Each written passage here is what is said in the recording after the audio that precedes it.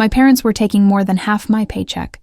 I thought it was a reasonable family thing at first, until I realized they'd quietly turned me into their personal bank. So I did something small, legal, and boring, and it changed everything. You'll want to stay for the moment they finally ran out of excuses. If you love satisfying karma stories where someone reclaims control without blowing everything up, hit like, subscribe, and buckle up. This one's about money, boundaries, and the little perfect way to make a point. If you'd like to share your story with our channel, please send it via the email link in the description. I'm 20, living in the Czech Republic, and I just landed my first real job. For the first time, I had regular money coming in, a bit over $1,000 a month, around $22,000 CZK. It felt like freedom. I told my dad that I'd be happy to contribute to the household. He suggested taking 34% of my paycheck for rent, and I agreed. It sounded fair. Everyone contributes, right? So every month I watched the number leave my account, $358 USD. It didn't hurt at first. There's a quiet satisfaction in being useful. In helping your parents the way they helped you. I told myself I was doing the responsible thing. Then it started with a little favor. My dad asked to borrow money for a car part. My mom asked for a few hundred for a dentist appointment. I lent them money because I trusted them. They promised they'd return. A few weeks later, they asked again and again. Each time it was small, 20, 50, 100. But small adds up faster than you expect, and the part that made me pause wasn't that they asked. It was what they did when they had the money back, when they gave money back. It wasn't a here you go and gratitude, it was a thanks. Now can you lend me 200 again for something else? They treated repayments like a revolving door. I started to notice the pattern. Rent plus loans swallowed most of my paycheck. Do the math with me. Because numbers were what made it real, I was giving them $358 USD in rent. On top of that, I had an extra $330 USD in these loans that never really felt returned. Either they were asked back immediately or reborrowed. That left me with around $312 USD. I had to spend about $3 USD a month on bus travel and roughly $1 USD a month on vape liquids, which left me about $308 USD to live on for a 20-year-old, trying to save for a driver's license and basic independence. That's nothing more than the money. It was the feeling. I felt like a walking ATM. Whenever I tried to bring it up, it led nowhere. Polite smiles, vague promises. We're family. It's fine. And then another request.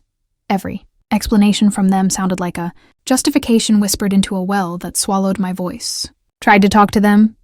That's when things turned from confusing to humiliating. The conversation I remember most was short and sharp. I said, "This is not sustainable. I need to save."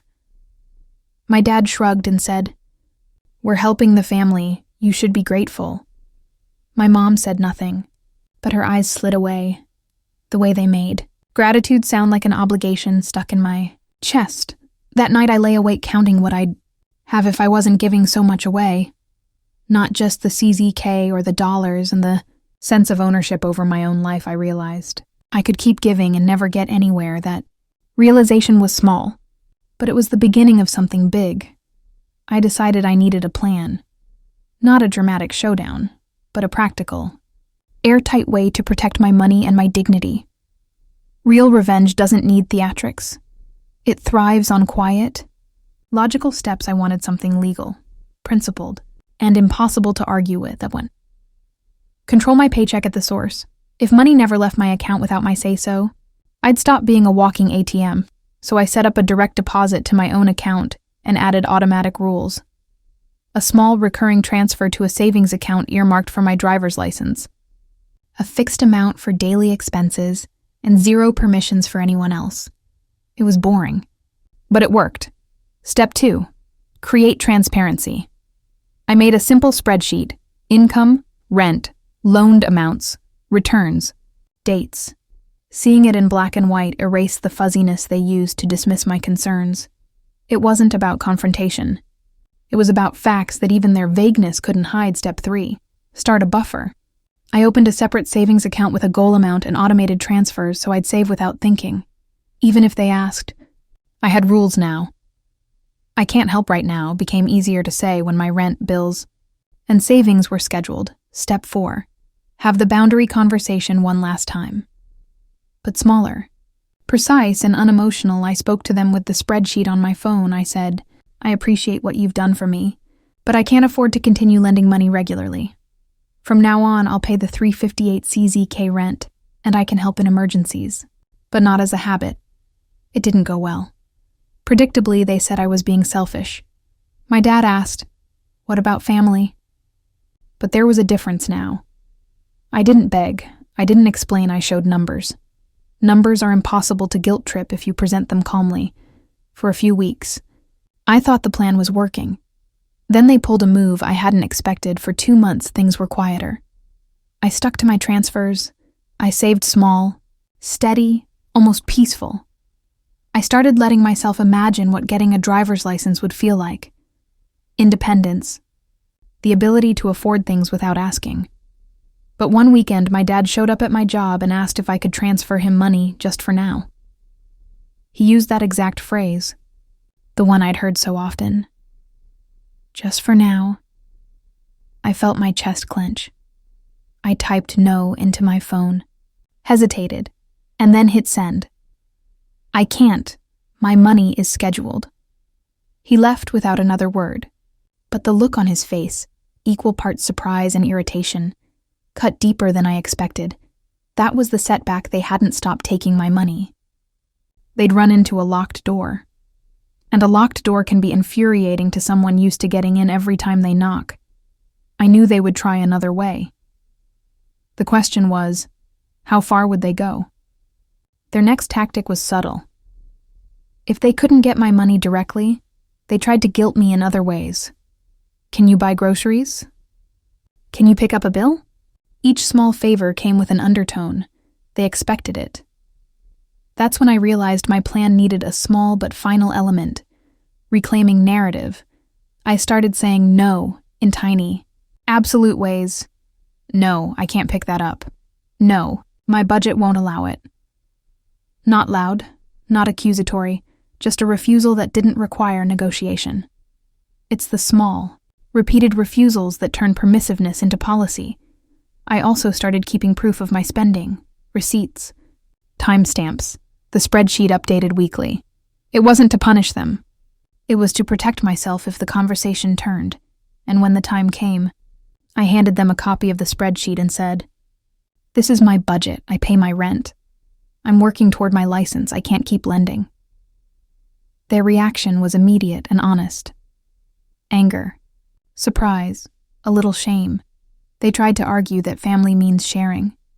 But the spreadsheet had made the sharing visible, not the abstract moral good they'd been using to take advantage of me. It wasn't dramatic. No shouting match, no crying. The real payoff came in the following weeks, a month after my spreadsheet conversation.